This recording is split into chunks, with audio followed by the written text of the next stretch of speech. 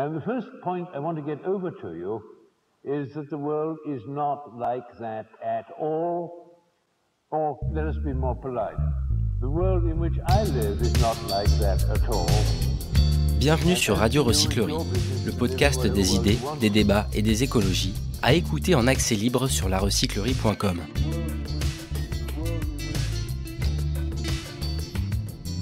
Proposé par le média en ligne vert.eco, ce débat interroge l'écologie et la droite. Avec Olivier Blon, Pauline Rapilly-Ferniaud et Valérie Petit.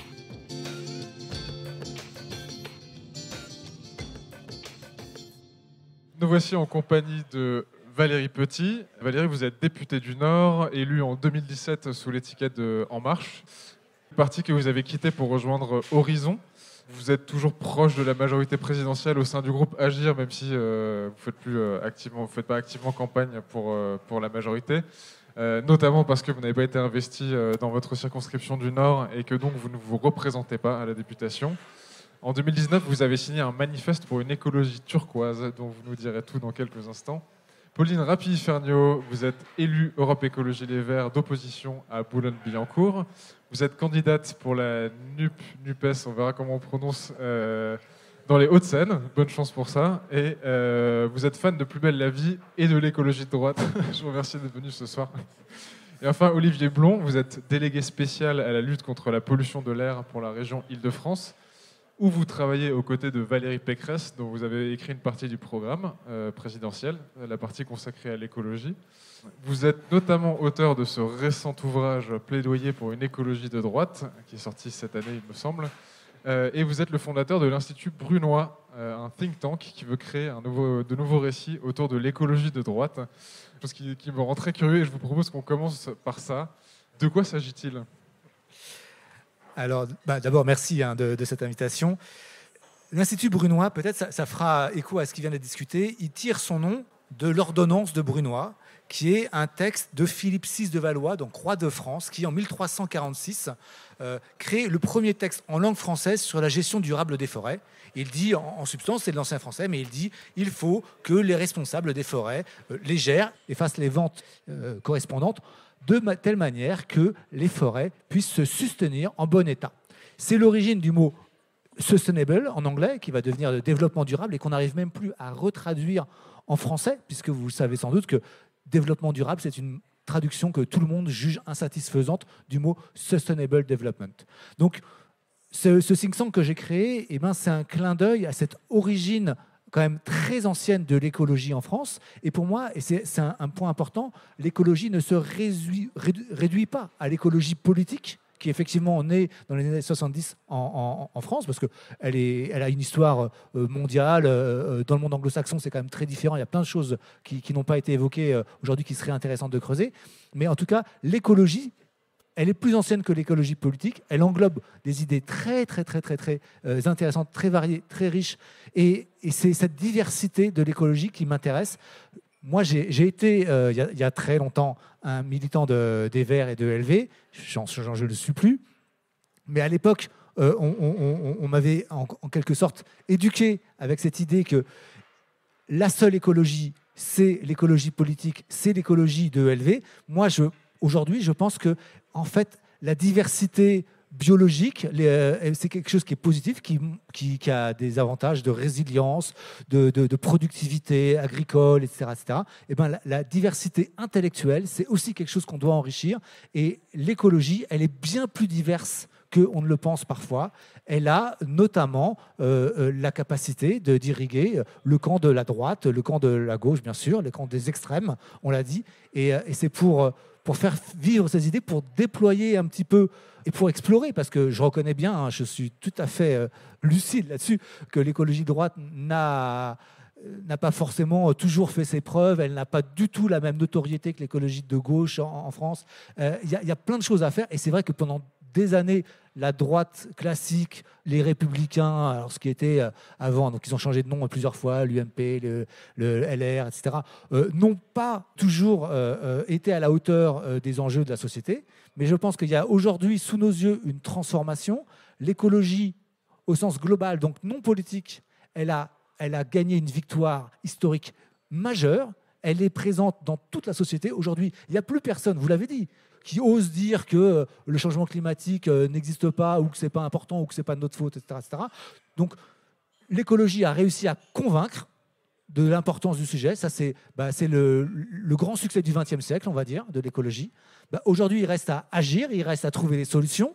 Et par rapport à cet enjeu, donc de trouver des solutions, justement, il y a plein de manières différentes de réfléchir à comment le faire. Ça dépend de nos logiques politiques respectives. Donc, quand on est de gauche, on réfléchit de gauche. Quand on est de droite, on réfléchit autrement. L'urgence est telle que, il faut se retrousser les manches, y compris donc à droite. Et mon bouquin est d'une certaine manière c'est un plaidoyer. Donc, ça veut dire ce que ça veut dire. Mais il s'adresse surtout aux gens, justement, pour qui l'écologie n'est pas une évidence. Parce que pour certains, l'écologie n'est pas une évidence parce qu'elle est trop marquée par quelques décennies d'extrême gauche ou de LV, en tout cas, pardon. Pour certains, c'est rédhibitoire, ça ne correspond pas à leurs idées. Et ces gens-là, s'ils veulent quand même faire de l'écologie, s'ils veulent quand même lutter contre le changement climatique, s'ils veulent agir, il y a d'autres choses à faire, il y a d'autres idées dont on peut s'emparer. Et c'est ce que j'ai essayé de décrire dans ce bouquin, et c'est ce que j'essaye de faire alors, à la région, parce que donc, je suis un élu et je travaille sur du concret à la région et avec mon think tank. Voilà. Et donc cette écologie de droite, elle se construit autour de... Enfin, schématiquement, c'est quoi les valeurs et les thèmes principaux de cette écologie de droite? En quelques mots, parce qu'on va beaucoup en parler ensuite. Mais... Alors, ça va être dur d'être concis, mais peut-être que par rapport au débat politique des dernières élections et des prochaines, il y a un enjeu qui est l'action. C'est-à-dire, en fait, nous, on dit, le plus important, c'est être capable d'agir et de transformer réellement la société. Et ce n'est pas le discours. Et donc, jugeons sur l'action. Moi, j'ai un jugement très sévère sur le bilan de LV en termes d'action. Non, mais oui, j'imagine que la réciproque est vraie et que vous pensez que le bilan de l'écologie de droite est très mauvais. C'est intéressant. Mais je pense que c'est ça l'enjeu. Et là-dessus, moi, j'ai un problème avec ce que j'ai entendu, en tout cas dans les débats politiques. Moi, je trouve qu'on est face à une forme de greenwashing politique. Tout le monde, ici, j'imagine, est contre le greenwashing, les grandes entreprises qui promettent monts et merveilles, qui disent qu'ils vont produire des baskets hyper écolo, etc., etc. Et on sait que ce n'est pas vrai. Donc ça nous choque. Et quand on a des partis politiques qui racontent, mais alors absolument, qui promettent tout et n'importe quoi, on va arrêter le changement climatique, on va tout régler. Il suffit de voter pour nous. Moi, je suis choqué et c'est vrai que, pour le dire en un mot, et parce que c'était quelque chose qu'on a lancé pendant la campagne présidentielle, nous, quand on parle des générations futures, on dit pour les générations futures, il ne faut pas leur laisser de dette écologique, évidemment, on est tous d'accord là-dessus, mais il ne faut pas non plus leur laisser de dette fiscale. C'est-à-dire que si on a été obligé d'emprunter, d'endetter le pays à tel point qu'on n'a plus les moyens de mettre en œuvre notre programme, parce qu'on est trop endetté, on est dans une situation d'échec. Et nous, on n'a pas envie de faire ça. Et ce que moi, je constate, c'est que la plupart des autres candidats font ça. Alors ça, c'est le premier point. Les deux, peut-être, autres points importants, c'est qu'aujourd'hui, on insiste beaucoup à gauche sur la décroissance. Et moi, j'ai un regard assez critique sur la décroissance. La sobriété, oui, ça m'intéresse. Oui, mais c'est des nuances hyper importantes. La sobriété, oui, on est d'accord. La décroissance, moi, je suis beaucoup moins d'accord. Et pour le coup, il y a deux autres idées qui sont des idées... Alors moi, je suis très influencé par l'écologie anglo-saxonne. Il y a deux idées hyper fortes que j'entends beaucoup moins, c'est l'économie circulaire et l'efficacité. Et ça, ce n'est pas des trucs d'extrémistes. L'efficacité, donc ça veut dire produire plus en consommant moins. C'est quelque chose qui a été théorisé par des Américains, par exemple Amory Lovins, qui a écrit Factor 4. Factor 4, c'est produire 2 fois plus en consommant 2 fois moins. Amory Lovins, c'est le Jean Covici de l'écologie américaine. Mais c'est une star immense. Après le Factor 4, il y a un gars qui a écrit Factor 5. Factor 5, ça a été écrit par von Weizsäcker. Von Weizsäcker, c'est un énorme écologiste qui a créé un institut en Allemagne. C'est un député SPD, donc c'est même pas quelqu'un de droite. Socialiste. Oui, pardon, socialiste allemand. Et c'est l'ancien président du Club de Rome. Donc, le Club de Rome qui a financé la célèbre étude Halte à la croissance, dont à peu près tous les décroissants se targuent aujourd'hui. Enfin, c'est un élément hyper important du bagage intellectuel de l'écologie, et finalement, on en entend trop peu parler ici. Et deuxième bagage intellectuel hyper important, l'économie circulaire, c'est majeur. Pareil, il y a des hyper grands noms. William McDonough, c'est un Américain, c'est le pape de l'économie circulaire, celui qui a écrit Cradle to Cradle. Enfin, c'est vraiment un très, très, très, très, très grand monsieur de l'écologie. Il est encore vivant, j'espère qu'il y a des gens dans la salle qui le connaissent, je ne vous demande pas de lever la main. Ce gars-là, donc, qui est le gourou de l'écologie circulaire, quand vous lisez son bouquin, mais il crache sur la décroissance. Il dit, mais c'est absurde, c'est des gens qui n'ont rien compris. C'est pas qu'il n'est pas écolo, c'est qu'il dit, moi je veux pas moins de je sais pas quoi, moi je veux plus de bien-être, plus d'éducation, plus de santé, plus de etc. Et il faut réinventer l'écologie pour qu'on pense autrement. Donc moi, quand je parle d'écologie de droite, j'invoque ces penseurs, et il y en a plein d'autres, parce que, encore une fois, l'écologie, elle est beaucoup plus riche, elle est beaucoup plus diverse que malheureusement, on pourrait le croire en écoutant, on va dire, le débat franco-français qui est très insatisfaisant de mon point de vue. Et oui, et un dernier point, alors sur la technologie, bon, c'est un peu la blague. C'est-à-dire que, évidemment, quand on parle de géo-ingénierie, donc les gens qui veulent mettre du soufre ou des produits chimiques dans l'atmosphère pour freiner le changement climatique, enfin, c'est évidemment n'importe quoi. Mais la technologie, ce n'est pas forcément ce genre d'hurluberlu. La technologie, c'est aussi, par exemple, les énergies renouvelables. Aujourd'hui, il n'y a personne, à ma connaissance, il n'y a personne qui sérieusement réfléchit sur la lutte contre le réchauffement climatique sans parler d'énergie renouvelable. Et les énergies renouvelables, excusez-moi, c'est juste que de la techno. Et il y a intérêt à ce qu'on progresse en termes de techno parce que les enjeux sont énormes. Il faut qu'on améliore encore l'efficacité des panneaux photovoltaïques. Il faut que peut-être qu'on trouve d'autres manières de faire de l'hydrolienne ou je ne sais pas quoi. Il faut peut-être qu'on trouve des alternatives pour les éoliennes en mer. Enfin, j'en sais rien. Enfin, de toute façon, tout ça, c'est que de la techno. Et moi, je ne suis pas un idolâtre. Je ne pense pas que la technologie va nous sauver du monde. La technologie, c'est un outil. C'est comme un marteau. Un marteau, vous pouvez planter un clou ou vous pouvez taper sur la tête de votre voisin avec. C'est pas On va voilà. en parler de la technologie. J'en perds mes mots. En tout cas, je pense que oui, il faut utiliser les technologies, celles qui nous sont utiles, pas celles qui ne nous sont pas utiles. Et ça veut dire aussi, je pense qu'il faut qu'on n'ait pas peur de dire qu'on veut développer l'écologie, l'industrie française. Et je terminerai là-dessus, promis. Il y a un truc qui est très fort. Quand on parle de changement climatique, on a les émissions qui sont issues du pays, en France, et puis il y a l'empreinte du pays. L'empreinte du pays, c'est les émissions en France, plus les émissions associées par tout ce qu'on achète et ce qu'on importe, par exemple de Chine ou d'Asie ou de n'importe où. Et évidemment, nos émissions importées, elles sont plus importantes que nos émissions locales. Et bien moi, je dis, il faut réindustrialiser écologiquement la France. Pourquoi ? RTE, donc c'est le réseau d'énergie français, ils ont calculé à 900 millions de tonnes de CO2, d'équivalent CO2, ce qu'on pourrait économiser en rapatriant la production en France. Pourquoi ? Parce qu'on ne ferait pas de l'électricité au charbon, parce qu'avec un peu de chance quand même, on prendrait des normes écologiques et sociales qui seraient meilleures, on pourrait produire donc de manière plus écologique, et ça nous permettrait de diminuer nos émissions de CO2. Mais ce n'est pas tout. Ça nous permettrait de créer des emplois, de redynamiser des territoires. Et ça, excusez-moi, c'est la base du développement durable. Le développement durable, il a été défini en 1992 au sommet de la Terre à Rio, enfin un petit peu avant, on peut passer sur les détails. Le développement durable, c'est l'alliance de l'écologie, de l'environnement et du social. Eh ben, je pense que oui, il ne faut pas négliger les deux. Et aujourd'hui, eh ben, c'est un enjeu justement pour la réindustrialisation. Et pardon, je m'arrête là. Très bien. Valérie Petit. Non, mais ça devrait être interdit de faire droite. Là, j'ai tellement de trucs qui veulent me faire réagir. Je peux pas. Et Valérie qui dit qu'elle n'est pas de droite. Je vais avoir du mal à tenir 5 minutes de plus à entendre tout ça sans pouvoir réagir. Mais je continue de prendre des notes. Une intervention rapide sur un point. Ok, est-ce que je peux faire une intervention rapide sur le livre ? Ah ouais, bah alors on va peut-être pas faire ça va prendre 3 minutes, je pense. 3 minutes. 3 minutes. Est-ce qu'on m'entend là? Allez, 3 minutes chrono. Ouais. Ok, 3 minutes chrono. Ok, bon alors déjà je suis un peu embêtée parce que je suis arrivée et je me suis vachement préparée et plus je me préparais, plus j'ai eu du mal à comprendre ce que c'était l'écologie de droite. Et alors maintenant j'ai l'impression que l'écologie de droite c'est juste des gens écolos qui se sentent mal avec l'idée de se dire écolo ou d'être chez Europe Écologie Les Verts. Mais donc la porte est toujours ouverte, hein, si tu veux revenir, j'ai l'impression que tu te sentiras mieux. Ce livre, je l'ai lu en me disant « Oh là là, mais ça va être horrible. Je pense que ces gens qui se disent vive l'écologie de droite, ils nous font perdre du temps parce qu'en fait, le constat scientifique, il est là.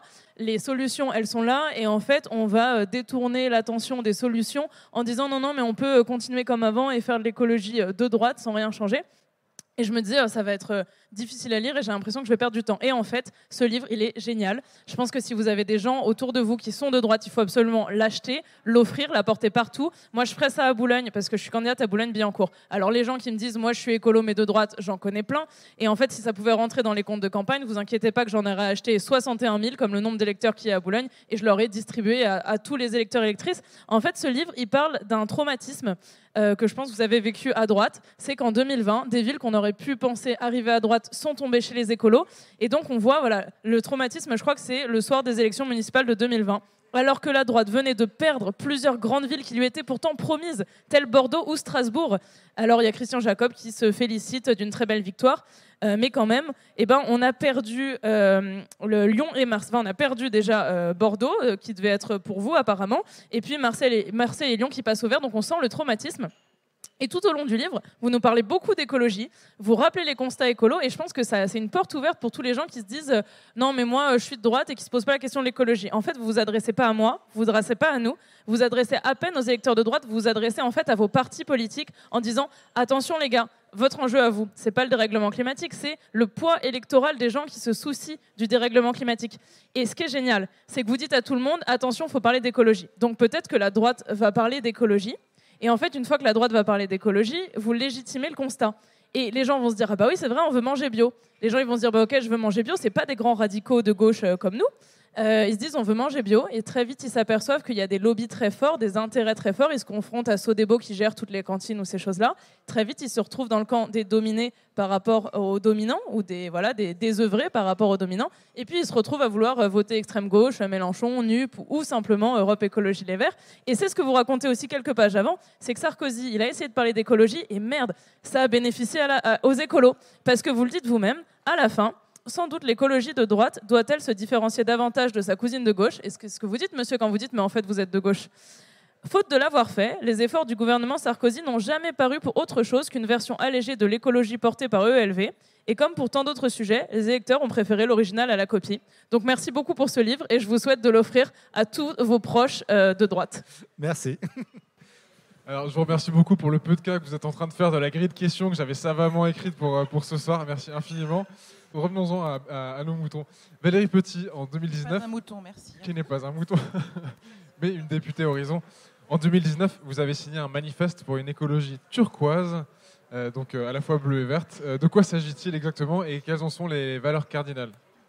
Bonsoir à toutes et à tous. Juste pour dire d'où je parle, parce que je ne parle pas du même endroit que mes collègues et c'est pour ça que ce débat est intéressant ce soir.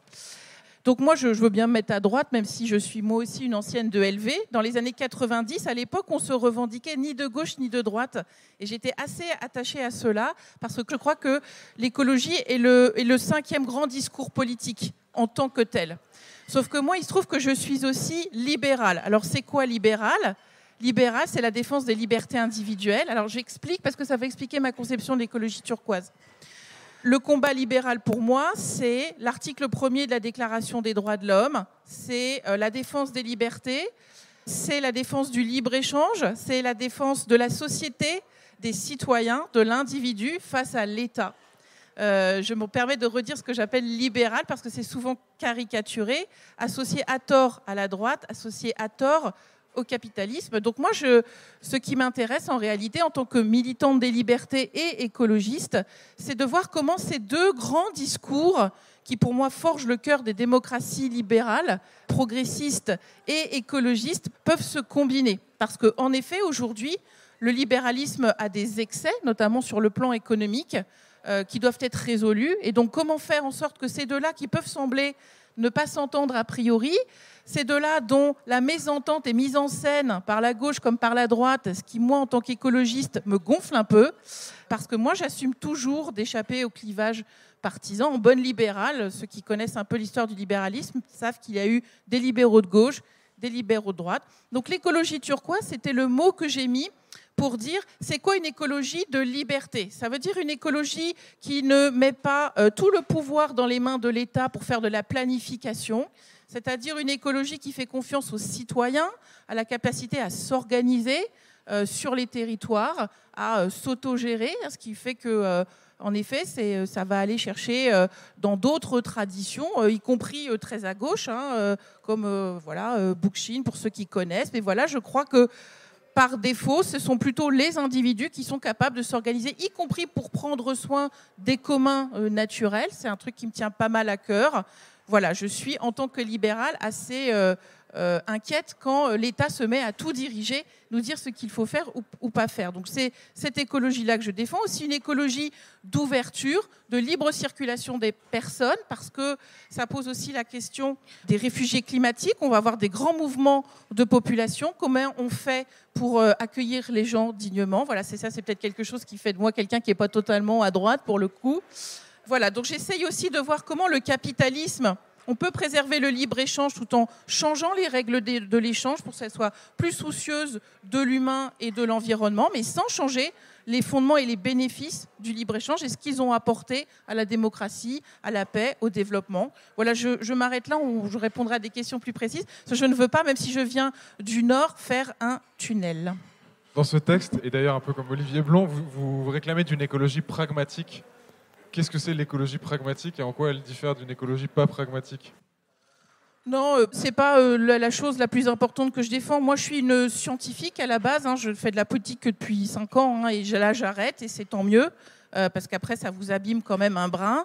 Donc, quand je dis pragmatique, c'est aussi ce que les anglo-saxons appellent evidence-based, c'est-à-dire on met en place des politiques, on voit si elles produisent des effets positifs ou négatifs, et sur la base d'évaluations qui prennent fortement en compte et la question de l'environnement et aussi pour moi la question des libertés ou de la dignité, on va faire des ajustements. Donc pour moi, le pragmatisme, c'est plus la vision que j'ai d'une action publique raisonnée, raisonnable, évaluée, qui rend des comptes. Par contre, j'assume en effet une écologie politique. Je pense qu'il faut faire de l'idéologie, que les idées doivent se dire, doivent être différentes, plurielles, s'entrechoquer, s'associer, se dissocier. Voilà. Je ne refuse pas que certains de mes collègues parfois mettent le mot pragmatisme parce que soit ils n'ont pas, pardon de le dire, de culture ni philosophique ni politique sur l'écologie, soit parce qu'ils veulent s'avancer masqués avec leur propre idéologie dont parfois ils ne sont pas toujours conscients. Moi, j'assume complètement qu'on peut être pragmatique, c'est-à-dire basé sur les solutions, mais qu'il faut aussi assumer d'avoir des idées, des visions du monde derrière qui sont différentes. Globalement, donc vous qui avez été élu sur une liste de la majorité, qui avez fait partie de cette majorité pendant 5 ans, est-ce que vous avez l'impression que le président a mené une politique écologique et écologique de droite? Comme je l'ai dit, je récuse droite-gauche, pardon, je suis libérale et écologiste, j'en suis désolée, ça ne rentre pas dans la matrice. Sur la majorité, donc moi j'étais dans la majorité, j'y étais bien parce que c'était l'endroit le plus progressiste pour moi à l'époque, mais en effet je trouve qu'on n'a pas été assez loin. Moi j'ai mené beaucoup de combats, y compris avec les oppositions, qui m'ont valu quelques soucis pour aller plus loin que ce que proposait le gouvernement sur la transition écologique. Je pense, et c'est ce que j'ai dit quand j'ai quitté mon mandat, on aurait pu faire beaucoup plus vite, beaucoup mieux. En revanche, il y a quand même quelque chose que je mets au crédit de la majorité, dont je suis encore pendant quelques jours, c'est qu'on ne pourra plus revenir en arrière. Voilà. On a eu quand même des moments dans l'histoire où ça stagnait, où on reculait, et là, je pense qu'on ne peut plus revenir en arrière. Maintenant, la question, c'est comment est-ce qu'on accélère et comment est-ce que aussi on change les façons de penser, les façons de vivre, comment on réinvente, pour reprendre le mot d'un philosophe que j'aime beaucoup, Morisot, des manières d'être vivant, parce que c'est ça qui se discute. Alors on peut parler de tous les aspects, mais on doit retrouver ou trouver une nouvelle façon d'être vivant, de s'allier avec la nature notamment, pour trouver une nouvelle façon de créer de la valeur, de la richesse, de la liberté. Voilà comment je vois les choses. Tous deux, vous avez en commun de mettre l'innovation au cœur de vos discours, avec cette idée sous-jacente de la croissance verte, c'est-à-dire qu'on pourrait faire du PIB sans les émissions de CO2. On a parlé tout à l'heure de la géo-ingénierie comme étant un no-go pour vous, Olivier. Quelles innovations sont souhaitables et c'est quoi la limite ? En fait, comme ça a été très bien dit par Bruno Villalba, moi je ne crois pas que la technique puisse, et que l'innovation, et je suis scientifique, l'innovation technologique puisse se substituer. Je pense que c'est une voie, mais qu'il faut changer de modèle profondément.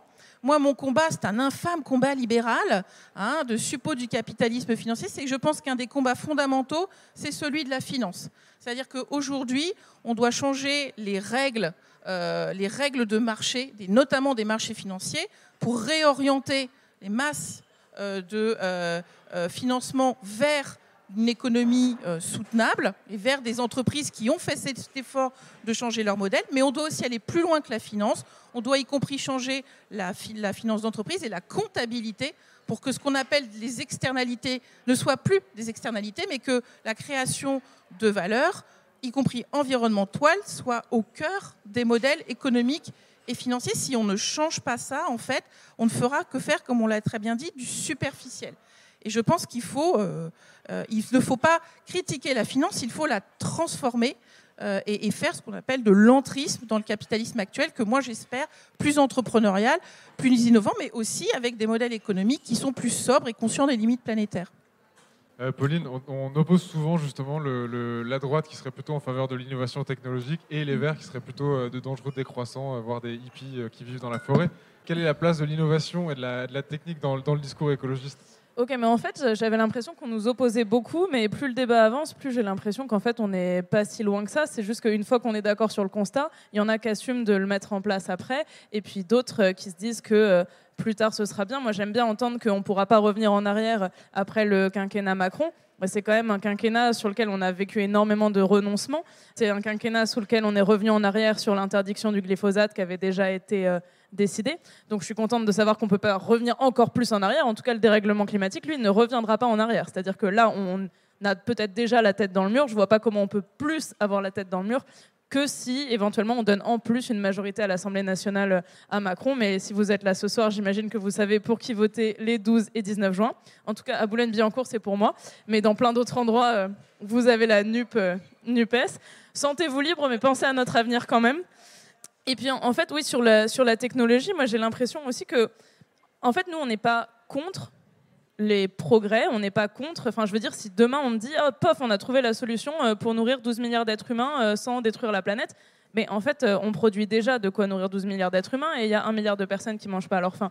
En fait, toutes les solutions, on les connaît déjà. C'est juste que ça nécessite d'entrer dans un rapport de force politique et de les mettre en place. Et quand vous définissez l'écologie politique comme celle de l'action, il me semble que l'écologie de droite, comme celle de l'action, il me semble que nous, ce qu'on propose, c'est d'agir, en fait, d'arrêter d'être dans l'inaction, d'arrêter de regarder ce qui se passe et de ne rien faire. Et pour ça, quand vous dites, bah ouais, mais l'écologie de droite, dans votre livre, un argument que je trouve génial, c'est que vous dites, l'écologie de droite, elle sera plus efficace parce qu'on est au pouvoir. Bah oui, mais en fait, une fois au pouvoir, il faut faire les choses. Ou que vous avez l'expérience du pouvoir. En tout cas, l'écologie de gauche, vous dites, votre bilan, il est nul. Mais quand est-ce que Europe Écologie Les Verts a été au pouvoir ? Vous expliquez qu'on a eu de nombreux ministres Europe Écologie Les Verts. Bah, c'est bien ce qu'on dénonce, nous. C'est qu'en fait, un ministre écolo dans un gouvernement de droite ou dans un gouvernement de gauche qui n'a pas renoncé à la logique productiviste et de croissance, un ministre écologique tout seul ne peut rien faire. Écologiste tout seul ne peut rien faire. Et c'est pour ça qu'on se présente, nous, pour prendre le pouvoir. Mais quand vous dites, voilà, la droite, ça marcherait mieux parce qu'ils ont le pouvoir, oui, je veux bien, mais nous, on ne peut pas nous dire, oh là là, mais en 40 ans, vous n'avez rien fait. Ben oui, dans l'opposition, on peut faire grand-chose. Et je sais de quoi je parle. On est 2 élus écolos à la mairie de Boulogne, sur 55 élus, dont 45 de droite pure, 4 en marge, donc de droite qui s'assument moins de droite, et 2 autres de droite sans la même étiquette. Enfin bref, à la fin, on n'est plus que 4 à ne pas se revendiquer de droite. Et il y a des Boulonnais qui nous demandent, mais vous faites quoi, les écolos? Ça fait 2 ans que vous êtes élus, il y a toujours autant de voitures, il n'y a pas de pistes cyclables. Ben oui, en fait, on n'est pas au pouvoir. Et donc, désolé de ne pas avoir un super bilan écolo à vous présenter, mais on n'est pas encore au pouvoir. C'est ça notre principal handicap aujourd'hui. Oui, Olivier, si vous voulez dire un mot là-dessus. Oui, Alors, vous dites il y a deux choses. Vous dites effectivement que historiquement les Verts n'ont pas conquis grand-chose, et vous dites aussi que la droite a une meilleure connaissance et en gros le camp qui a le plus d'expérience cumulée en politique à tous les échelons. Enfin, je dis ça, mais un petit peu différemment, mais en tout cas, c'est quand même intéressant comme argument de dire si vous nommez un ministre ou deux ministres ou trois ministres écologistes, ça ne changera rien parce qu'ils ne pourront rien faire. Donc ça veut dire qu'en fait, il ne faut pas voter pour des ministres écologistes parce qu'à moins d'avoir tout le gouvernement écologiste, ça ne servira à rien. Et c'est quand même un petit peu problématique. Et c'est vrai que moi, c'est la vision que j'ai des 20 dernières années, effectivement, de Yves Cochet, de Voynet, etc., qui ont tous été ministres et qui ont un bilan à peu près nul. Alors peut-être que oui, ils n'avaient pas les rapports de force pour travailler, mais enfin, le problème, c'est que si on se présente aux élections pour devenir ministre, et après en disant que, mais de toute façon, même si on est ministre, on ne pourra rien faire, c'est quand même un petit peu problématique. Mais attendez, qui se présente pour devenir ministre? Parce qu'il me semble qu'on se présente pour devenir président ou présidente. Alors, dans les gouvernements, au présidentiel, quand vous vous présentez et vous faites une alliance pour le deuxième tour, bon, il y a quand même un petit peu ça derrière. Hein. On peut discuter, mais bon. Et après, donc, je pense que oui, historiquement, il n'y a pas de bilan. Et c'est un problème. Et puis, au niveau des élections locales, il y a eu quand même, il y a des villes qui sont passées au vert. Hein. Et il y a, par exemple, le conseil régional. Alors, encore une fois, c'était avec le PS. Moi, je suis élu du conseil régional, donc de Paris, d'Île-de-France, pardon. Enfin, je suis élu de Paris au conseil régional Île-de-France. Et pendant des années, on a eu une union de la gauche, PS-ELV. Et nous, quand on est arrivé au pouvoir, on a constaté sur les sujets écolos qu'on avait une situation catastrophique. Et nous, on a fait beaucoup plus que ce que, par exemple, le ELV et le PS avaient fait. C'est nous qui avons fait les Véligo. Les Véligo, c'est des vélos en location longue durée. Il y en a plus que de Vélib. C'est un super carton, tout le monde en veut, les gens pleurent quand ils les rendent. C'est un grand succès. On a fait le RER vélo, parce que les pistes cyclables, c'est pas que Anne Hidalgo, elle en fait, c'est bien, mais nous, on en fait au niveau de toute la région, et on a reçu le grand prix des villes et territoires cyclables, c'est-à-dire que toutes les associations de vélo nous ont donné le grand prix pour ce RER vélo, alors qu'on n'a pas fait tout seul, on a fait ça avec le collectif Vélo Île-de-France, mais pourquoi il n'a pas été fait avant, hein, sur les transports en commun, on a investi des sommes astronomiques pour renouveler les rames, construire des nouvelles lignes. Les transports en commun, c'est le b.a.-ba de l'écologie et de la lutte contre la pollution automobile. L'agriculture bio, quand on est arrivé, l'Île-de-France était la dernière région de France en termes d'agriculture bio. Aujourd'hui, on est la première région de France en termes de transition vers le bio. Alors, ça ne veut pas dire qu'on est donc devenus les premiers, ça veut dire qu'on inverse. Donc, les actions concrètes que moi je fais sur le terrain, là par exemple, on vient de lancer un plan d'action important sur la lutte contre la pollution de l'air dans le métro et le RER. Moi, je suis un ancien leader associatif, c'est mon combat depuis 10 ans, etc. On vient de le faire. Pourquoi ça n'avait pas été fait avant? Donc, moi, je suis désolé, sur le terrain, concrètement, on fait les choses. Pas tous. Il y a des... mais en tout cas, en Ile-de-France, on a un bilan. Parlons de bilan, et là, on verra bien. Il a dit parlons bilan. J'ai le bilan de Pécresse sur l'écologie, sur son dernier mandat. Je peux ou... Okay. Non, mais parce que si je peux faire juste si vous êtes intéressé par justement qu'est-ce que c'est l'écologie en action et parce que je ne nie pas votre sincérité dans votre engagement écologiste, dans l'association Respire, vous sembliez être vraiment engagé sur cette question de la pollution de l'air, il se trouve que votre successeur, ou en tout cas le président par intérim, lui-même ne tire pas un excellent bilan du mandat de Valérie Pécresse. Et alors c'est très très facile, vous tapez écologie, mandat Valérie Pécresse, vous avez 4 ou 5 articles qui vous détaillent le bilan de Valérie Pécresse, et sur ces questions de vélo par exemple, qui pointent le fait que c'est pas très compliqué de mettre pour permettre l'intermodalité, de permettre des gares vélo à chaque endroit pour que les gens puissent effectivement prendre le vélo jusqu'à une gare RER qui ont été sous-financés pour ensuite pouvoir se déplacer. Et donc voilà, je ne vais pas refaire le bilan de Valérie Pécresse. On va ressortir de Paris là. Voilà, non mais le bilan de Valérie Pécresse, vous le trouvez facilement et je pense que ça vaut le coup de le lire en diagonale pour... en fait, pour confirmer ce que je disais, une personne écologiste dans une majorité qui n'a pas envie de faire l'écologie, même si monsieur Olivier Blon est peut-être légitime à avoir son pin ELV, que je peux vous donner d'ailleurs si vous voulez, ça ne suffit pas dans une majorité de Valérie Pécresse qui considère que l'important c'est de ne surtout pas contraindre.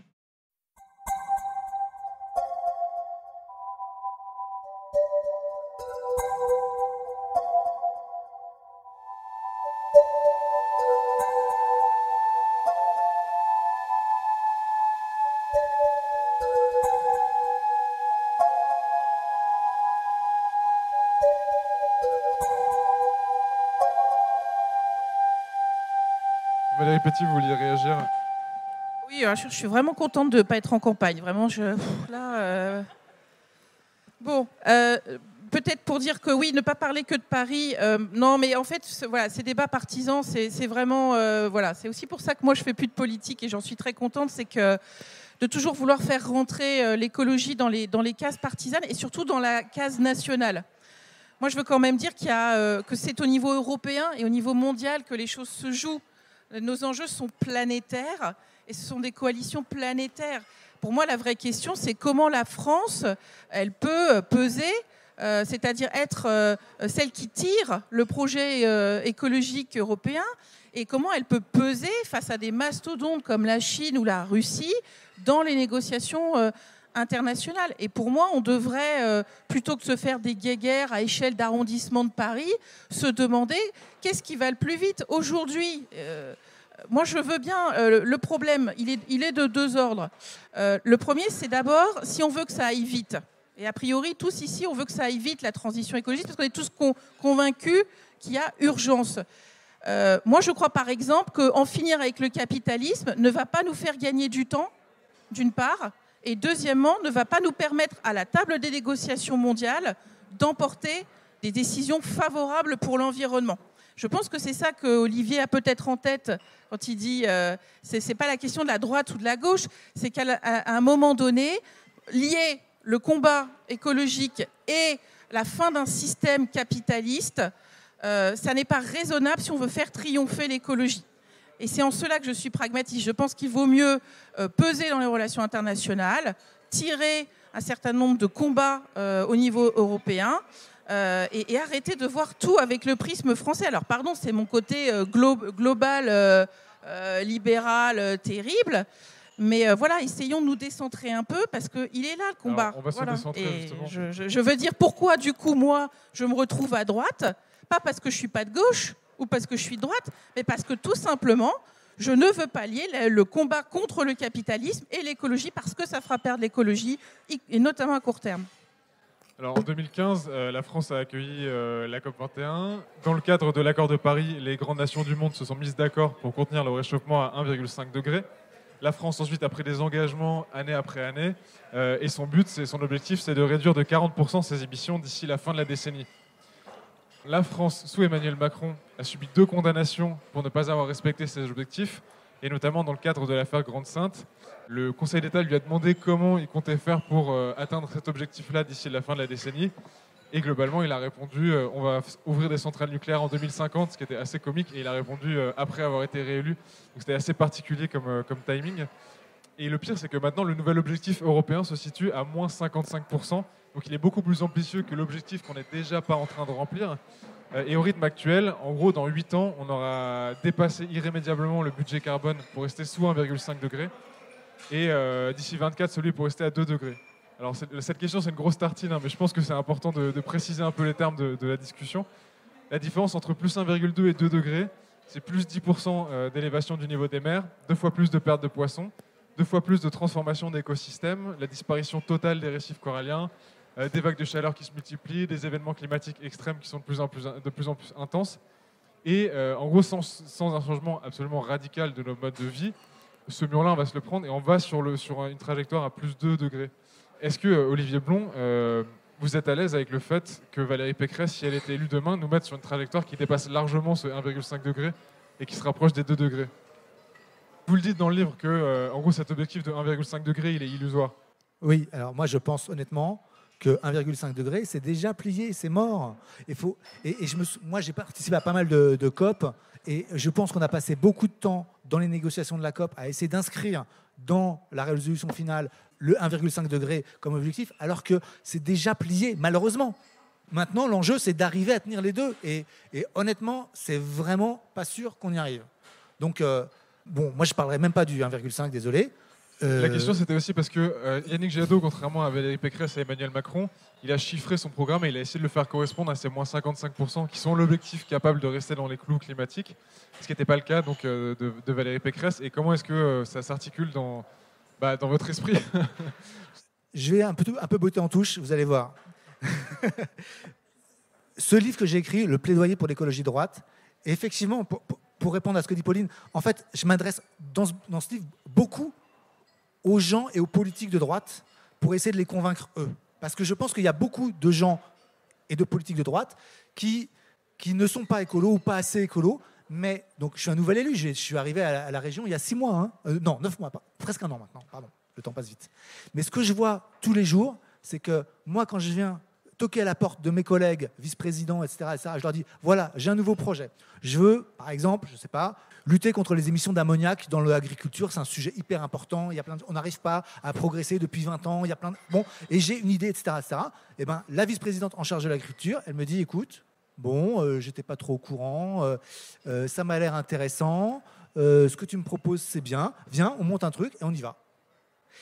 Aujourd'hui, il y a plein de gens à droite qui, si on leur propose des choses d'une manière qu'ils puissent l'entendre, eh ben, ils vont y aller parce qu'aujourd'hui, effectivement, plus personne n'est anti-écolo, au sens où on veut tous faire quelque chose, mais les gens de droite, parfois, ils ne sont pas assez au courant, ils ne sont pas familiers avec ces trucs-là, ils ont des réticences parce qu'ils ont 20 ans de ELV où ils associent écolo et gauche et ça les bloque.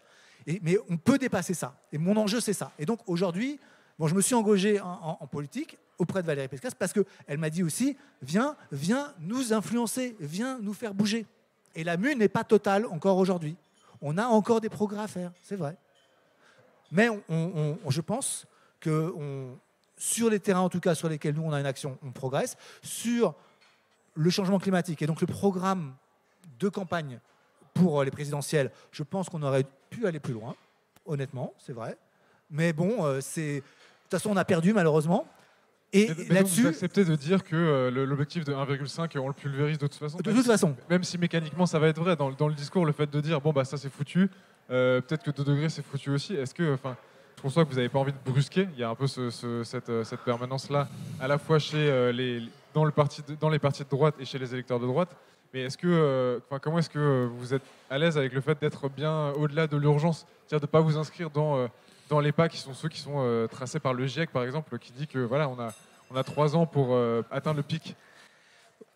Ouais, alors je me retrouve dans une situation inconfortable à essayer de dire des choses qui...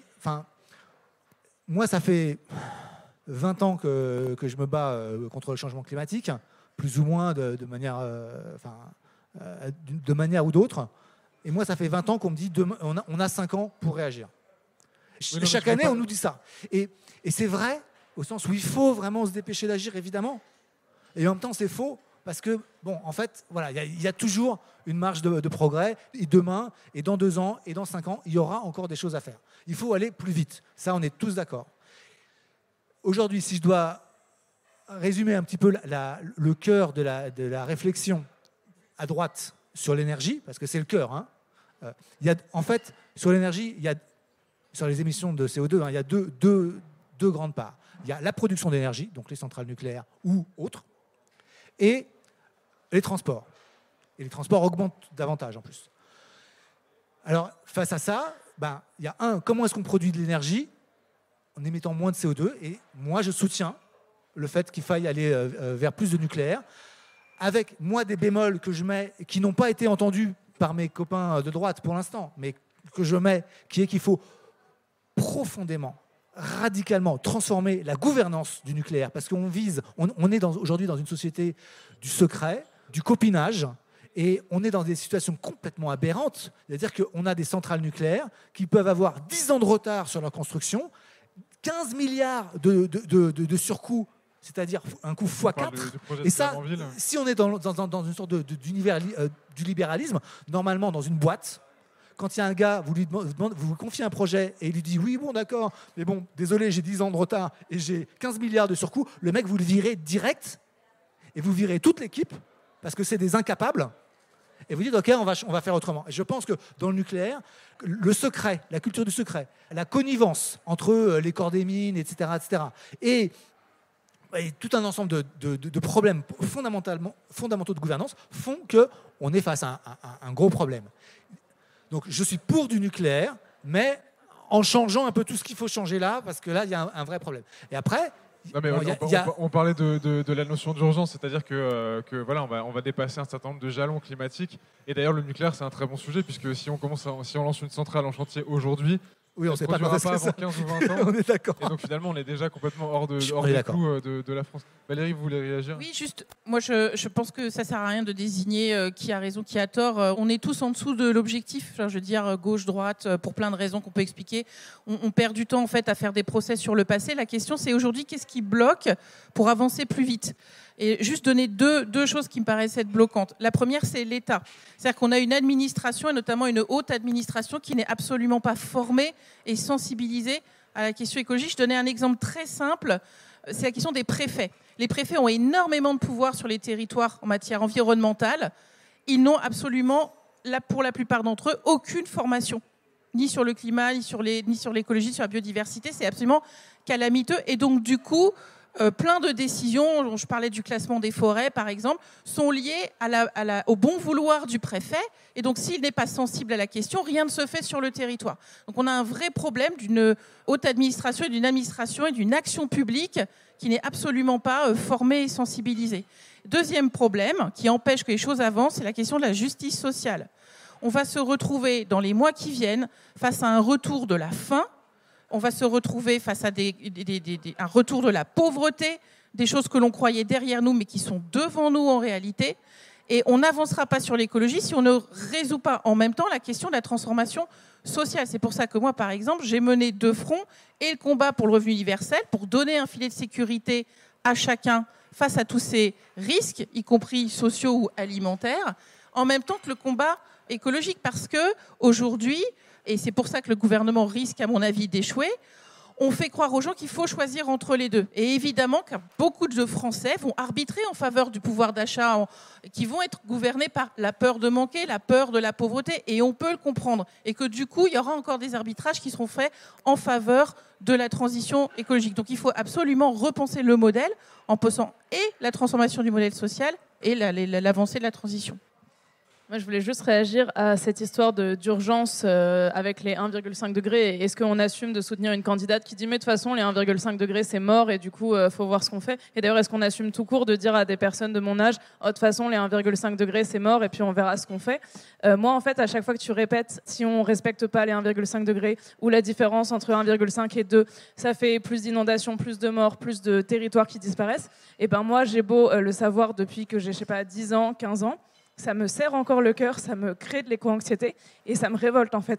Et en fait, moi, ce qui me surprend aujourd'hui, c'est qu'il y a des personnes qui le savent depuis 20, 30, 40 ans et qui continuent de se dire qu'on peut se préoccuper d'autre chose, que c'est pas si urgent, que c'est pas maintenant qu'il faut agir et que non, mais de toute façon, 1,5 degré, on les aura pas, puis c'est tant pis, puis ça fait 10 ans qu'on nous dit que c'est l'urgence, et puis vous voyez, on est encore tous vivants, tout va bien. C'est pas comme s'il y avait eu des intempéries il y a quelques jours, qu'on détruit les récoltes aux 4 coins de la France, et que si on continue, ça va se produire de plus en plus souvent et de manière de plus en plus violente. Et c'est pas comme si on avait fait 2 ans sous pandémie, qui sont une des conséquences directes de nos prédations sur la biodiversité. En fait, c'est pas comme si le dérèglement climatique, on l'avait pas en plein dans la figure, et qu'il y avait déjà des personnes que ça mettait concrètement dans la merde au quotidien. Et alors, je comprends, en fait, j'entends, j'imagine que vous êtes sincèrement écologiste et qu'après 20 ou 10 ans chez Europe Écologie Les Verts, je ne sais pas combien vous avez fait chacun, vous vous soyez dit, ce que peut-être je me dirai un jour, mais je ne crois pas, mais que vous vous soyez dit, en fait, il y a une urgence et que vous avez conscience de cette urgence, mais du coup, je vais aller là où il y a le pouvoir. Et qu'en fait, quand quelqu'un de droite vous dit, viens, tu vas les influencer de l'intérieur, vous disiez, ok, c'est pertinent. Et je pense que c'est utile, en fait, que vous ayez toqué à la porte de vos camarades de droite pour essayer de les convaincre de l'urgence écologique. Je comprends l'idée de la stratégie, de vous dire, eux, ils sont au pouvoir, du coup, j'y vais.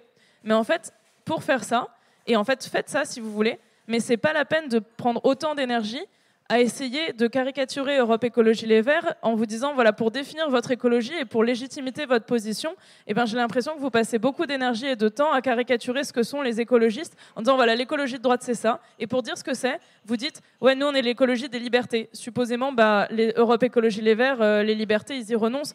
où dans votre livre, je crois, vous dites on veut permettre aux gens de continuer d'avoir le même mode de vie et on veut pas qu'ils aient un mode de vie moins confortable. Et en fait, ça, c'est un double mensonge. C'est faire croire, d'une part, que tout le monde serait également responsable du dérèglement climatique et que si on veut lutter contre le dérèglement climatique, tout le monde va devoir renoncer à son confort. En réalité, il y a des personnes qui sont de 100 fois, 1000 fois plus responsables du dérèglement climatique et dont le confort impose d'un mode de vie drastiquement précaire aux autres. Et en fait, quand on dit « vous inquiétez pas, avec la droite, on touche pas à votre mode de vie », on fait croire que les écologistes veulent attaquer le mode de vie de ceux qui ont déjà un mode de vie particulièrement inconfortable. Le deuxième mensonge, c'est de dire que ça va jouer à l'échelle individuelle, que si chacun fait de son mieux, et ça c'est du coup la tribune pour l'écologie turquoise, c'est de dire voilà, si chacun on fait de notre mieux, le pari de l'individu, je crois, voilà, on croit en l'individu, chacun va faire de son mieux, et ben là on pourra s'en sortir. Et ça, c'est encore mentir aux gens, c'est les culpabiliser. Alors c'est pas Europe Écologie Les Verts qui culpabilisent les gens, c'est ceux qui leur font croire que c'est en achetant bio et en n'achetant pas de nouveaux vêtements qu'on va s'en sortir. Ce qui est une bonne nouvelle, c'est comme ça fait 50 ans qu'il faut se saisir de ce sujet. Il y a des personnes qui ont pris au sérieux cette hypothèse, qui l'ont étudiée, c'est Carbone 4, et qui a regardé si chacun d'entre nous on fait le mieux du monde. C'est-à-dire moi fois puissance 1000. C'est-à-dire que vous mangez vegan, vous achetez jamais de nouveaux vêtements, vous prenez pas l'avion, et je crois que vous arrêtez de respirer 1 heure sur 2. Enfin bref, c'est vraiment, si on devient tous des super-héros de la planète, eh ben, qu'est-ce que ça fait sur l'empreinte carbone globale ? En fait, on n'arrive qu'à 40% de l'objectif.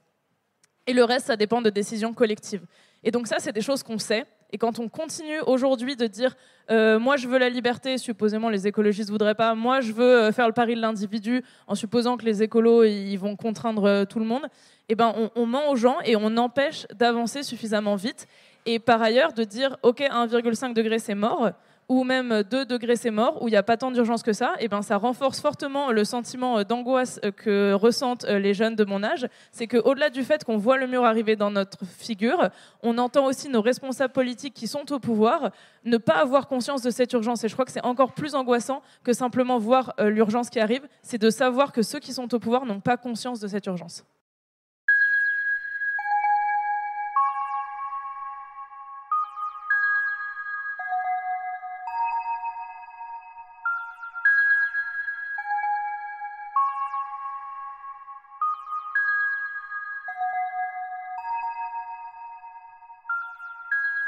Juste, c'est pas parce que je dis que 1,5 degré c'est mort, c'est pas parce que je le dis que je n'ai pas conscience que c'est important. Et c'est tout l'enjeu. C'est que justement, le problème, c'est qu'il faut être conscient, il faut être lucide, il faut connaître. Moi, j'ai lu tous les rapports du GIEC, en détail. Et il faut connaître la science. Mais justement, quand on la connaît, eh ben, on sait ce qui est possible, ce qui est réaliste, on se rend bien compte de l'ampleur de la tâche, mais c'est pour ça qu'on va être encore plus, à mon avis, motivé. Moi, c'est pas parce que je n'ai pas renoncé, au contraire. Mais je veux pas faire du greenwashing, je veux pas faire des fausses promesses aux gens, j'ai pas envie de leur dire faites ceci, faites cela, et demain on aura résolu le problème, parce que c'est pas comme ça qu'on y arrivera. C'est un gros challenge, j'ai pas la solution là en 30 secondes, mais encore une fois, être lucide, c'est pas la même chose que d'être défaitiste.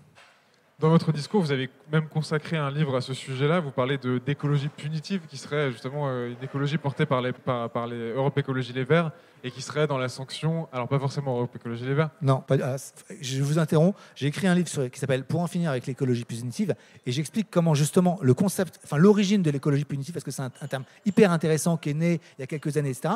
Et c'est pas contre ELV, parce qu'à l'époque, à l'époque, le concept d'écologie punitive est repris en fait un peu par tout le monde, sauf ELV, parce qu'en fait, c'est justement, je l'analyse comme un discours contre ELV, mais qui est porté par le PCF, la droite évidemment, l'extrême droite, les chasseurs, etc. Et en fait, après, j'explique ce que ça veut dire. Aujourd'hui, si je devais le dire avec mes mots, le problème de l'écologie, quand on veut changer le monde, c'est de proposer des alternatives aux gens. C'est-à-dire, si on ne propose pas d'alternative, les gens ils ne peuvent rien faire. Donc on leur dit, ne prenez pas la voiture, vous devez aller au travail tous les jours, mais ne prenez pas la voiture et il n'y a pas de transport en commun. Donc là c'est punitif, parce qu'on n'a pas donné d'alternative. Et je pense que l'enjeu de l'écologie moderne, telle que moi je la défends, c'est de proposer des alternatives aux gens qui soient écolos. Donc si on dit on est contre la pollution automobile, eh ben on va donner des moyens aux gens d'aller au travail tous les matins, ou alors on va faire du télétravail, d'ailleurs, c'est une bonne idée. Donc on va renforcer les transports en commun, on va améliorer ceci, on va faire des transports à la demande, on va faire des pistes cyclables, on va faire tout ce que vous voulez, mais on va donner des alternatives. Et en fait, l'enjeu de l'écologie punitive, c'est l'enjeu de trouver des alternatives. Et ça, c'est de l'innovation technologique parfois quand il s'agit de produire l'énergie, mais c'est aussi des énergies, aussi de l'innovation sociale et politique, parce que parfois il faut juste avoir des bonnes idées. Bah oui, inventer les vélos en longue durée, le ramassage sur des courtes distances, le rabattement sur les RER. Enfin, il y a plein de choses à inventer, et effectivement, notre personnel politique, malheureusement, il manque de formation là-dessus, il manque aussi parfois de motivation, mais voilà, et j'espère que tous ensemble, on va faire changer les choses. On n'a pas le temps, mais il faut le faire. En 2 mots, et puis ensuite on va passer aux questions du public. En gros, moi, ce qui me semble être un invariant dans l'écologie de droite, c'est qu'on refuse, en tout cas, on ne veut pas trop imposer de limites, pas trop toucher, on le disait à l'instant, au mode de vie des gens. Et donc, vous dites, par exemple, qu'il faut de l'innovation pour trouver des alternatives à un certain nombre de mobilités. Mais par exemple, est-ce qu'on pourrait décider, c'est une vraie question, hein, est-ce qu'on pourrait décider d'interdire ou de taxer fortement les SUV, qui sont aujourd'hui la 2e cause d'augmentation des émissions de gaz à effet de serre à l'échelle de la planète? Il faut quand même s'en rendre compte. Et ça, il n'y a pas d'alternative, sinon arrêtez de prendre des SUV. De la même manière, est-ce que c'est encore tolérable de construire de nouveaux aéroports aujourd'hui? Dans votre livre, vous dites qu'on pourra utiliser l'avion à hydrogène pour cesser de culpabiliser. Or, c'est une technologie qui ne sera pas mature avant 2050. Puis, il faudra encore 1 ou 2 décennies pour qu'elle se développe largement. Et donc, on est totalement hors des clous, encore une fois. Est-ce que voilà, à refuser de toucher au mode de vie des Français à court terme, est-ce qu'on ne les met pas en danger à plus long terme? Et est-ce qu'il ne faudrait pas être capable aussi, même pour la droite, de poser des limites? Oui. Bon, moi, je continue de réfuter les termes d'écologie de droite. Donc je sais que je souffre dans un pipeau, puisque en ce moment, on charme les serpents, c'est la période électorale, tout le monde est un peu comme ça. Mais moi, je refuse ce terme, donc je le redis. Donc moi, en bonne libérale, je ne supporte pas que l'État explique aux gens comment vivre et dise le bien, le mal. Comme tu l'as très bien dit, je pense qu'on doit ménager des choix et la liberté de choix pour chacun. Parce que c'est aussi ça qui fait qu'on a le sentiment de vivre, c'est de se déterminer et de faire des choix en conscience en tant qu'individu. C'est en ça que je suis individualiste. Mais l'État, en revanche, doit orienter ses choix, notamment par la fiscalité. Aujourd'hui, l'urgence, ce n'est pas forcément d'aller taxer les riches, c'est par exemple d'arrêter que l'État investisse ou qu'il y ait des niches fiscales qui soient défavorables à l'environnement. Si déjà on commence par avoir une vraie fiscalité verte, c'est-à-dire qui va taxer les SUV, qui va taxer sur les aéroports, etc., qui montre qu'en effet, l'État a des choix d'investissement, qui oriente les choix individuels. Mais déjà, si on fait ce combat-là, et moi j'ai toujours perdu au budget, moi j'avais un combat qui était la suppression des niches fiscales qui sont contre la biodiversité, il y en a des tonnes, et on a toujours perdu. Et pourtant, si on commençait déjà par faire ça, c'est-à-dire en bonne libérale, l'impôt, pour moi, c'est un truc fondamental. C'est-à-dire que, nous, citoyens, quand on les paye, on doit nous rendre des comptes. Et 2, c'est le principal levier d'action de l'État. Et aujourd'hui, la politique fiscale n'est pas favorable, de mon point de vue, à l'environnement. Ce serait un énorme effet de levier si déjà on faisait ça. Juste, je pense que vous ne mesurez pas, peut-être je me trompe, mais je pense que vous ne mesurez pas le traumatisme que représentent les gilets jaunes pour les gens du gouvernement. Parce que moi, en fait, je connaissais un petit peu les gens du gouvernement à l'époque qui ont essayé de mettre en place Donc, à la base, c'est une mesure écolo. On rappelle, on met une taxe carbone sur les produits pétroliers. C'est un petit bout de taxe carbone et aussi du réalignement. C'est la suppression d'une niche fiscale sur le diesel qui est très polluante. Donc, à la base, c'est plutôt une bonne chose. Les gens du gouvernement Macron à l'époque ne mesurent pas, je pense, ce qui va se passer. En tout cas, ils y vont la fleur au fusil et ils se prennent quand même un truc monstrueux. Et pendant 2-3 ans, ça a bloqué absolument toute mesure écolo de la part du gouvernement parce qu'ils étaient tétanisés. C'est un traumatisme terrible. On ne va pas pleurer sur les politiques, mais c'est vraiment gigantesque. C'est gigantesque. Et en fait, quand on dit, mais oui, mais bon, est-ce que vous ne trouvez pas qu'il faudrait quand même essayer de changer le niveau de vie des gens, etc. Mais le problème, c'est qu'on est dans une démocratie avec des gens qui quand ils n'ont pas envie, ils le laissent entendre. Et en fait, ici, là, on est tous d'accord. Donc c'est super. Donc entre nous, on peut se mettre d'accord sur un certain nombre de choses. D'ailleurs, la plupart, j'imagine, on est plutôt vertueux. On roule pas en 4x4, on prend pas l'avion ou peu, enfin, etc., etc. Mais le problème, c'est qu'on est dans un pays où tout le monde n'est pas d'accord avec nous et il faut arriver à emmener les gens avec nous. Sinon, en fait, c'est contre-productif. Si la prochaine décision que vous prenez, elle fait un nouveau gilet jaune ou des bonnets rouges ou ce que vous voulez, eh bien, en fait, on aura perdu 2 ans ou 3 ans. Donc, l'enjeu de convaincre les gens, de les accompagner, d'essayer de leur trouver des portes de sortie, des solutions, d'essayer que ça soit pas un sacrifice absolu pour eux, que ça soit pas un problème, même si on sait bien qu'il y a de la récupération, il y a des enjeux politiques. Bon, ok, mais le fait qu'une mesure soit acceptable pour les gens, c'est pas du luxe, c'est pas vrai. Il y a un enjeu à convaincre, et si on n'arrive pas à convaincre, il y a un enjeu à inventer les bonnes politiques publiques. Quand je disais une innovation technologique, mais aussi une innovation politique pour trouver les bonnes manières de faire avancer notre sujet, c'est fondamental, parce que sinon, on ne peut rien faire. Encore une fois, regardez les trucs sur la mobilité, on ne peut rien faire si on n'a pas au moins une partie des gens avec nous. Bon, Pauline, ce sera le mot de la fin avant les questions. Ok, super. Alors, je réagis du coup juste à... non, tout ça, c'était les notes d'avant. Il reste juste le petit bout de la fin. Mais c'est difficile de rester calme et pas sauter sur le micro à chaque phrase, surtout quand on dit que les politiciens ont été traumatisés des gilets jaunes. Enfin, moi, j'étais dans les manifs gilets jaunes. J'ai été traumatisée de la violence des policiers. J'ai été traumatisée de la grenade de désencerclement qui a sauté entre mes jambes alors qu'on partait tous en courant et de manière évidemment non violente.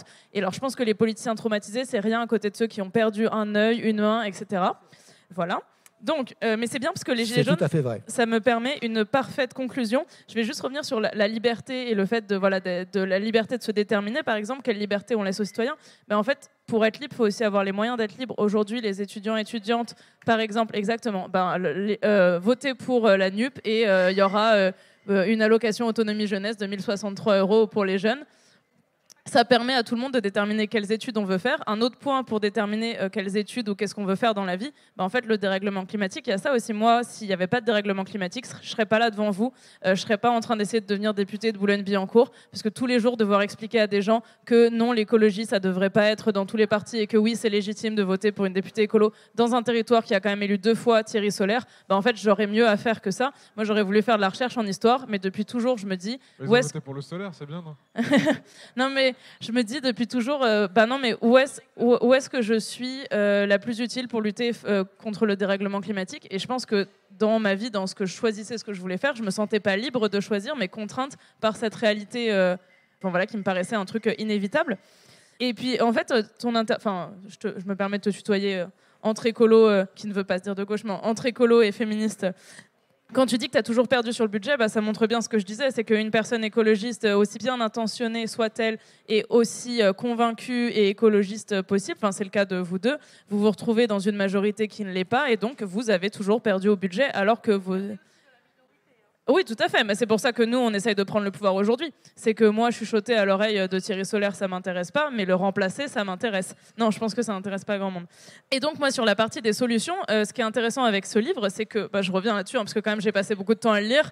Sur ce bouquin, on est tous d'accord sur le constat.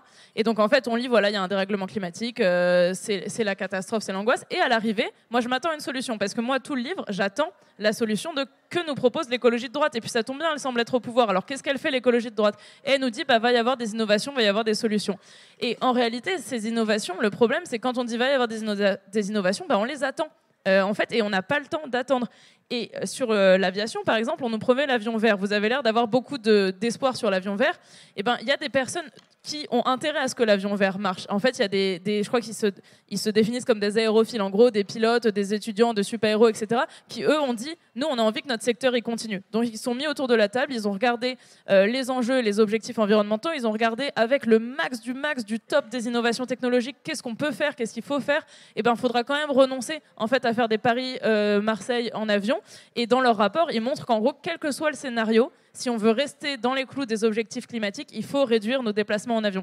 Et en fait, la difficulté et le danger que représentent les discours écologie de droite qui se définissent comme croyant en l'innovation et à la solution miracle qui va arriver à un moment. Le danger, c'est que ça nous empêche de faire aujourd'hui et de mettre en place aujourd'hui les solutions qui existent déjà. En fait, on sait déjà ce qu'il faut faire. Simplement, on préfère dire ne faites rien, on touche à rien, va y avoir la solution plus tard. Mais en fait, c'est déjà trop tard depuis 40 ans, donc on ne peut pas attendre 1 an, 2 ans de plus. Et je finis juste sur les gilets jaunes. Pour moi, les gilets jaunes, c'est justement ça, l'écologie de droite. C'est qu'en fait, l'écologie de droite, c'est dire, en fait, face aux problèmes écologiques, eh ben, la droite, elle, refuse d'anticiper. Et une fois qu'on est face au mur de la ressource, face au mur de l'augmentation des prix, on laisse le marché décider, par exemple pour le pétrole, qui a le droit d'accéder au pétrole ou pas. Et donc, ça fait les gilets jaunes.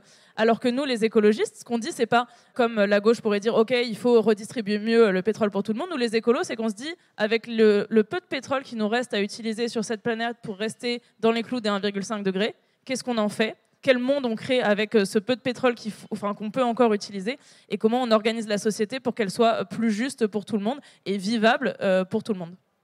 Alors c'est bien parce que j'avais totalement prévu de finir sur Total Energy et est-ce qu'on fera pas mieux d'emmerder les grosses compagnies pétrolières plutôt que les individus. C'est l'occasion d'un autre débat. Je me tourne maintenant vers vous. On a un petit peu débordé, on a des invités très loquaces et c'était pas dommage. Qui voudrait poser une question à l'une ou l'autre de nos invités ? Oui. Moi, ce serait par rapport à la cause libérale. Qu'en est-il des entreprises, par exemple avec la publicité ? Est-ce que la publicité, finalement, ça altère pas la conscience individuelle et donc les choix individuels ? Et pareil pour la fiscalité. La fiscalité, si on la met sur l'aviation, par exemple, il y a des personnes qui pourront toujours continuer à prendre l'avion et on sait que c'est déjà les plus riches qui le prennent. Alors que les personnes qui ne le prennent pas forcément souvent et qui peuvent se payer un beau voyage, elles ne pourront plus le faire. Donc est-ce que la fiscalité, oui, il faut y aller, mais peut-être que mettre des limites et donc contrôler, entre gros guillemets, la liberté des gens, est-ce que finalement, ce n'est pas aussi une option qui doit être sur la table ? Pour répondre rapidement à la question, quand je dis que je suis libérale, ça veut dire qu'en effet, je fais plus confiance au marché et à la société qu'à l'État pour régler certaines questions. Par contre, je crois que l'État, son rôle, c'est un rôle de régulateur et un rôle d'émancipateur. Émancipateur pour les individus, c'est-à-dire garantir à chacun un minimum d'éducation et de dignité. C'est pour ça le revenu universel, c'est pour ça un certain nombre de combats que j'ai pour que personne ne soit exclu du choix. C'est exactement ça. Donc là, pour moi, l'État, en l'occurrence, doit intervenir pour garantir l'émancipation, notamment de la pauvreté et la liberté de choix. Et il doit aussi intervenir sur les règles de marché. Ça commence un tout petit peu à bouger sur de la transparence pour commencer à réorienter les investissements vers les entreprises plus vertueuses. Ça se fait avec la fiscalité, ça se fait avec les indices de marché, ça se fait avec plein d'outils. Et là, pour le coup, je suis pour un interventionnisme de l'État. Mais pour moi, l'État doit être un garant, un arbitre, mais pas un papa ou une maman ou quelqu'un qui dit le bien et le mal. Voilà, j'essaye de...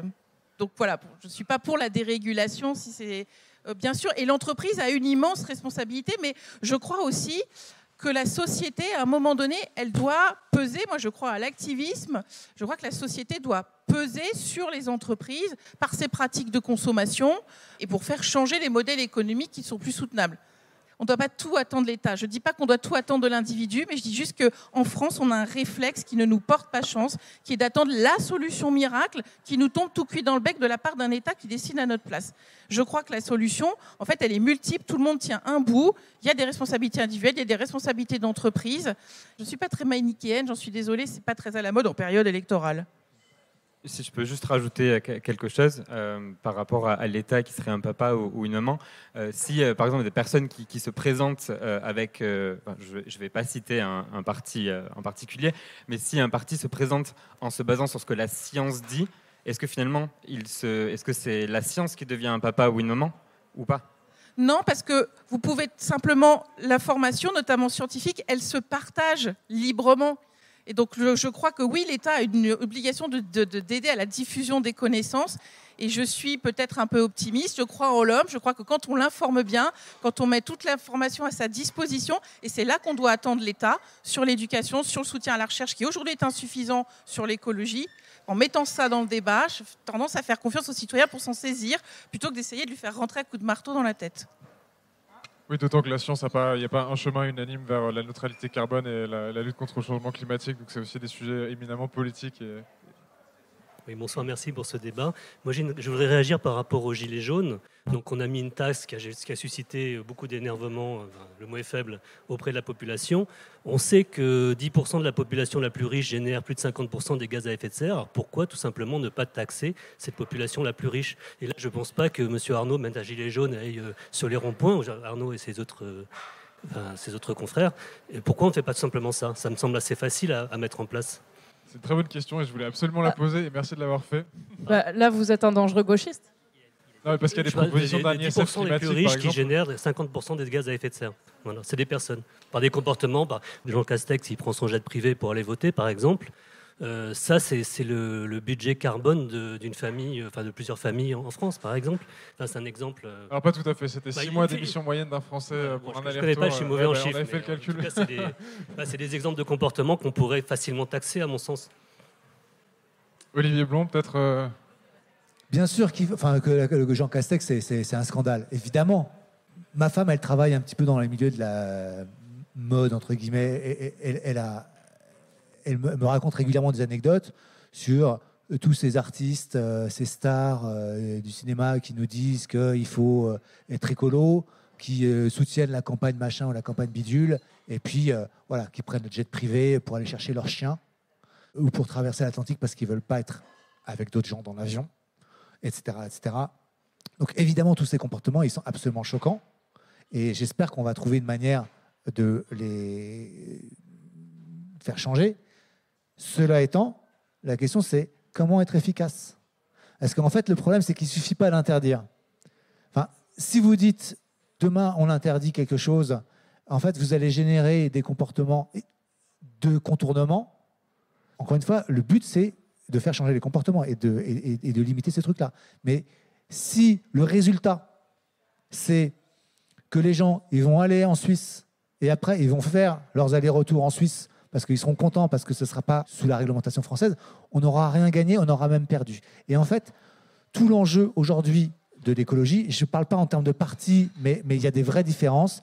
Tout l'enjeu, c'est de trouver les bonnes politiques. Parce que parfois, il y a des bonnes idées et on n'arrive pas à les transcrire en bonnes politiques. Je prends d'autres exemples qui sont peut-être plus quotidiens. La gratuité des transports. En théorie, c'est une bonne idée.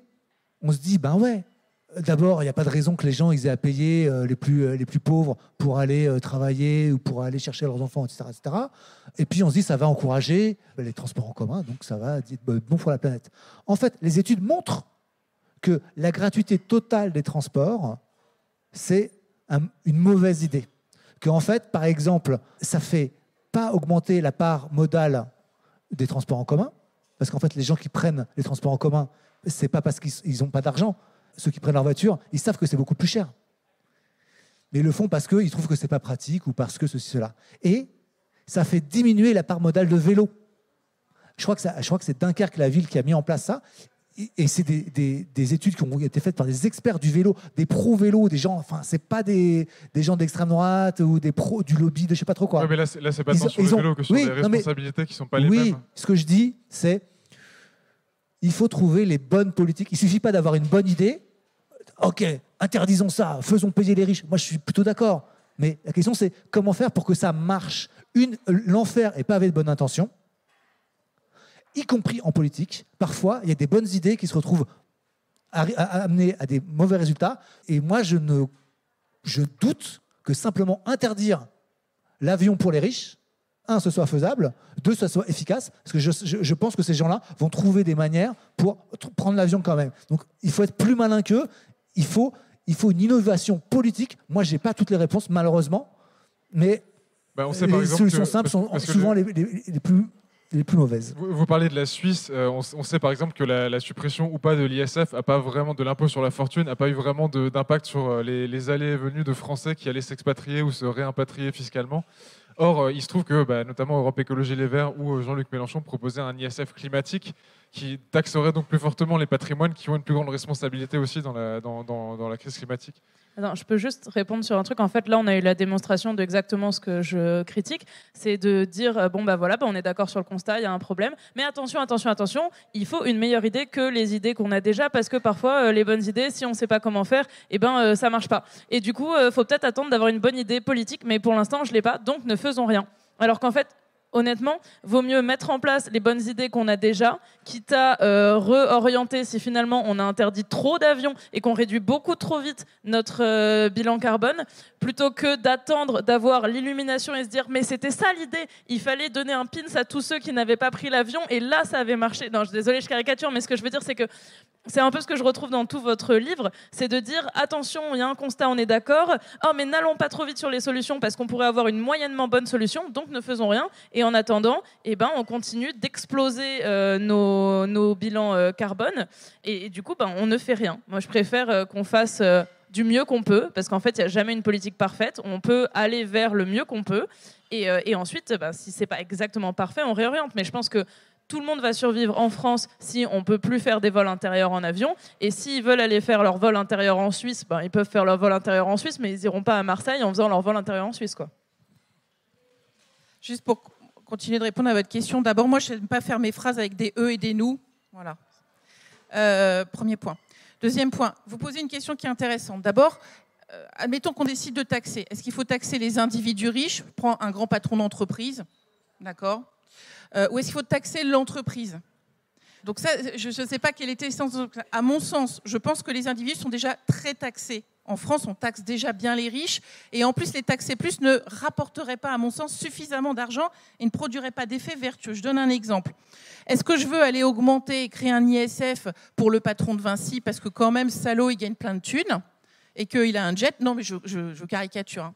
Ou est-ce que, par contre, moi, l'État, je suis un peu malin et je me dis quand même, le BTP, c'est quand même un des plus gros producteurs de gaz à effet de serre, et en particulier les cimentiers. Et donc, plutôt que d'aller lui augmenter ses impôts, je vais plutôt changer les règles. Par exemple, un truc très con que j'ai défendu, le granulat recyclé dans les revêtements de route. On met une petite norme qui dit, voilà, il en faut au moins 30%. Avec ça, vous obligez complètement une industrie à revoir ses processus de production et à limiter son empreinte carbone, etc., etc. Donc, ce que je veux dire, c'est que la taxation, c'est facile, c'est simple, ça désigne des coupables. Mais d'abord, ne pas confondre les individus et les entreprises. Et aujourd'hui, c'est l'industrie qui pollue beaucoup, va se mentir. Et donc, moi, je préfère avoir une réflexion un peu stratège sur changer les conditions de marché pour avoir de vrais effets de levier et avoir un vrai impact, plutôt qu'avoir quelque chose qui, pardon de le dire, sent un peu la chasse à l'homme. Je ne dis pas qu'il faut protéger les riches. Je dis juste qu'est-ce qui rapporte le plus du point de vue de l'environnement. Et après, on réglera des comptes de classe sociale ou je ne sais quoi, qui, moi, en tant que libéral, vous l'avez compris, qui ne met rien au-dessus de l'individu, m'indiffère. Bon, on parlera peut-être de chasse aux riches dans un débat ultérieur. On a complètement pulvérisé le temps initial de ce débat. Donc, si vous avez des questions, je vous invite à venir les poser directement à nos invités. Merci beaucoup d'être venus. J'espère que vous êtes amusés autant que moi à vous poser cette question sur l'écologie de droite peut-elle nous sauver. Je vous souhaite une très bonne soirée et puis on se retrouve peut-être autour d'un verre au bar. Merci beaucoup.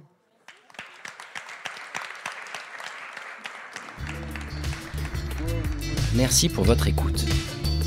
Toutes nos émissions sont disponibles en podcast sur larecyclerie.com. Vous pouvez également suivre nos actualités sur Facebook, Instagram ou, encore mieux, venir échanger avec nous à la Recyclerie, au 83 boulevard Ornano à Paris, métro porte de Clignancourt.